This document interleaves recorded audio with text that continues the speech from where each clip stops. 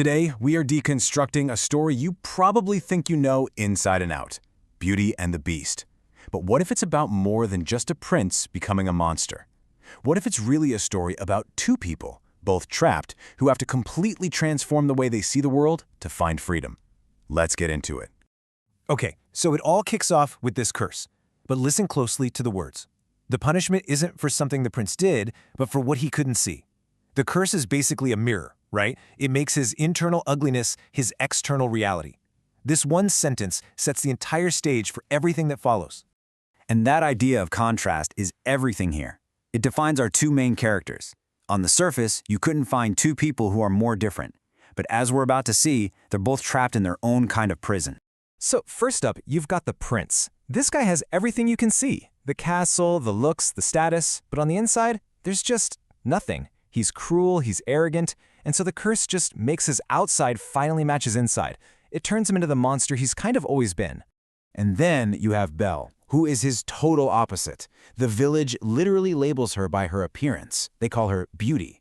But her real life, her whole world, is completely internal. It's in her books, her ideas, and that makes her a complete outsider, way more comfortable in the pages of a story than with the actual people around her. So you've got these two people living in these totally separate, isolated worlds. What on earth could bring them together? Well, it turns out it's just a simple wrong turn in a storm. A single mistake that kicks off this huge chain reaction, forcing their two realities to just crash into each other. It all starts with Belle's dad, Maurice. He gets lost, he's just looking for a place to stay the night, and he stumbles into the Beast's castle. But for that tiny trespass, the Beast, who's just stewing in his own rage and misery, makes him a prisoner.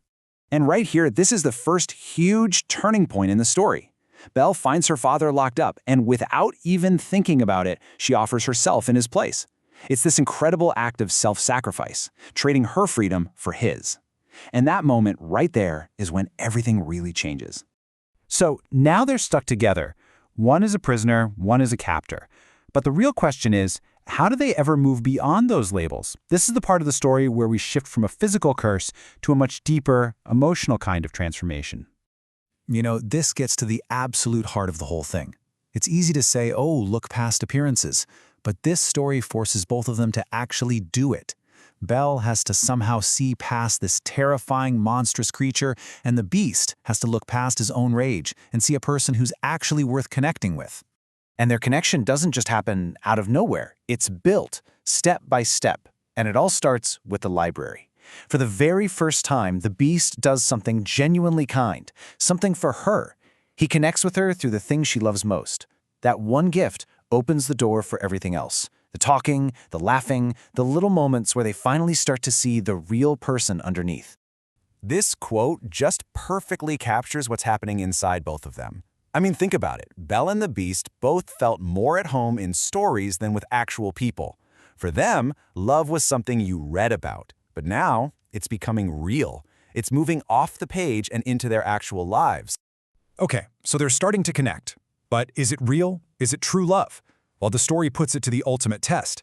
See, it's not enough for them to just like each other in the castle. Their love has to be strong enough to survive a real sacrifice. And this is the moment the Beast's transformation becomes undeniable.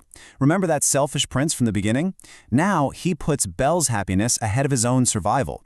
By letting her walk away, he's basically accepting that he might be a monster forever. It's a total 180-degree turn from the guy we met at the start. And now it's Belle's turn. This is her test. She's back in her old life, and for a second, she almost forgets her promise. But then she has this nightmare that the Beast is dying, and it just jolts her into action. That sudden panic, that desperate need to get back to him, it shows us, and it shows her, that her feelings are absolutely real. He's not her captor anymore. He's become someone she can't lose. So it all comes down to this one moment. After everything they've gone through, the entire curse, this whole fairy tale, it all hinges on a single, honest declaration. Just a few words that have the power to literally change reality. And you have to listen to what she's saying here. She isn't confessing her love to some handsome prince she hopes is hiding in there somewhere. No, she's saying it to the Beast, as he is, in what she thinks are his last moments. This is all the proof we need. She finally sees the person, not the monster. And just like that, the transformation is complete. The curse shatters, and his appearance is finally restored to match the man he's become on the inside. It's not just a physical change. The beast ruled by rage is gone for good, replaced by a prince who actually understands what it means to love. You know, when you look back at it, you realize how brilliant the curse's design was. The solution wasn't just about getting someone else to love him. No, the first and hardest part was for the beast to learn how to give love himself. Belle's declaration was just the final piece of the puzzle, the proof that his change was real and complete. And that's really the big takeaway, isn't it? It's this simple but incredibly profound idea that has made the story stick around for centuries. It's a powerful reminder that looks are temporary, but our inner self, our kindness, our ability to love, that's what really defines who we are. And that leaves us with one last question to think about. In our own world, which is so obsessed with how things look on the outside, this old fairy tale feels more relevant than ever.